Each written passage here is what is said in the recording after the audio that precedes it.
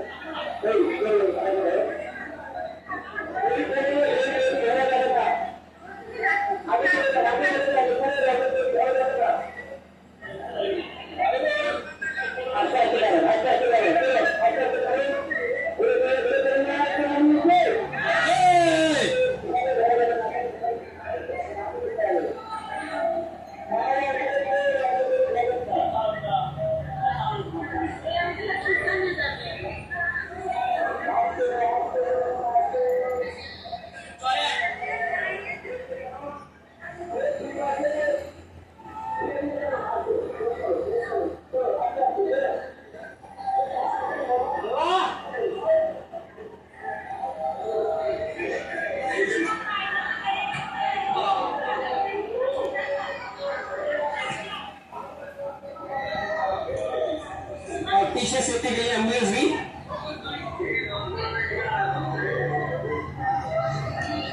तो दोस्तों हाथ में कर चुका है माया से।